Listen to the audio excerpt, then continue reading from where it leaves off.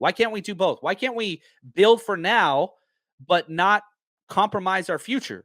That's why you went and got a 22-year-old quarterback. He was 21 when you got him. That and even if a team does give the number 12 for Trey, what are you going to do with that pick? What are you going to do with that pick? So you're going to burn that $10 million? No. Why would you trade three? Again, what has changed?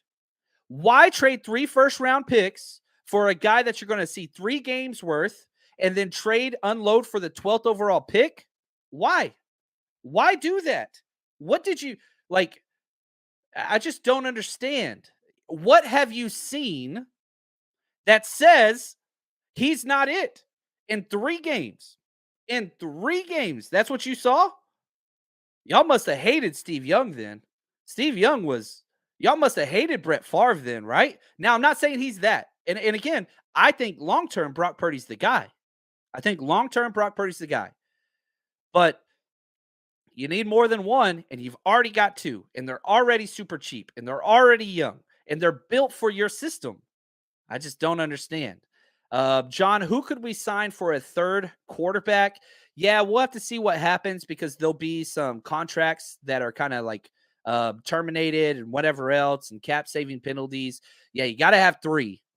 Who that's going to be, I don't know. But yeah, it's not Josh Johnson. But yeah, you need a third quarterback. But is that a quarterback that you want to spend?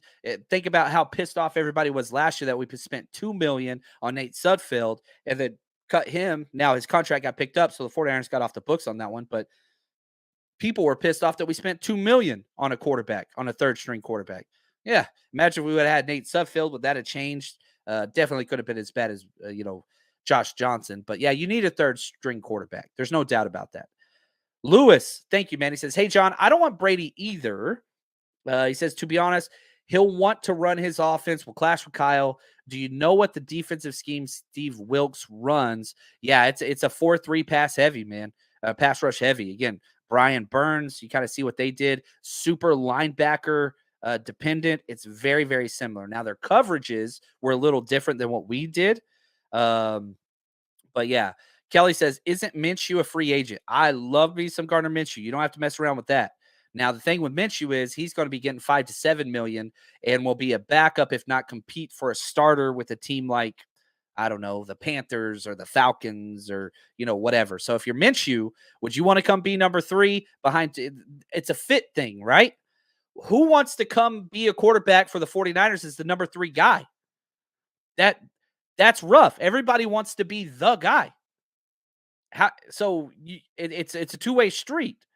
1, you got to pay Minshew what he's worth. 2, hey, by the way, you're going to back up Trey Lance until Brock Purdy comes back, and then Brock Purdy and Trey Lance will compete for the starting job, but you just hang tight. But don't worry, because we get all of our quarterbacks hurt.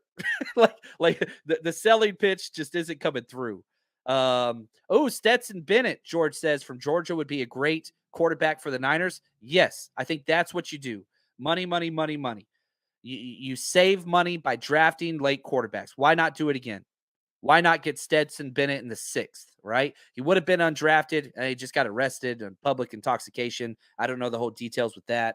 But yeah, Sonia, she says, all this quarterback talk, where do you think Jimmy Garoppolo will be? I think the Jets. I think just make the most sense.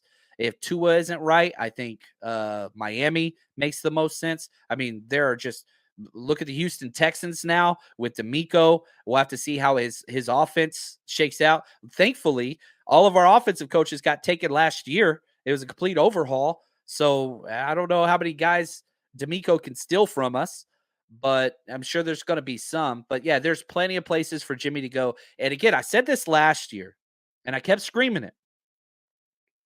There will be more quarterback needy teams in 2023 than there were in 2022. And that 100% has already come about. Now there's 3 to 4 draftable first round quarterbacks. We'll see how it all shakes. But there are some quarterback needy teams. And the 49ers, I don't think are one of them. I think the solution's in-house. You need a better third string quarterback? Cool. Brock Purdy is 23 years old and pretty damn amazing. That has been validated. Why do you want to put that on the shelf? I just don't understand.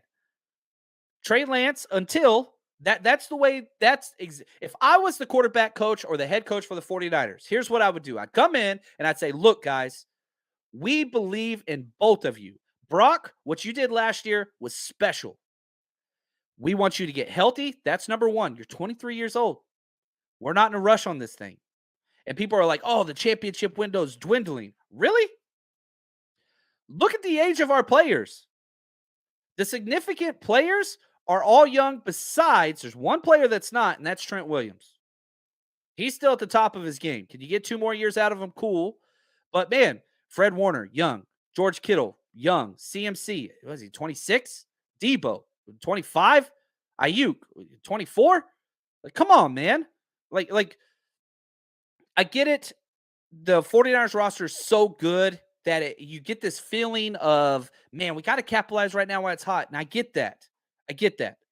But you don't look backwards and adjust your plan on some hot take because you got 4 quarterbacks hurt. That's not what you do. Do you increase the offensive line? Yes. I wish you could. Your draft and your redshirt philosophies, that's going to have to come through. Nick Sakel, Colton McKivitz, right? Jason Poe. Those guys got to step up. They got to step up. The 49ers Rush Podcast.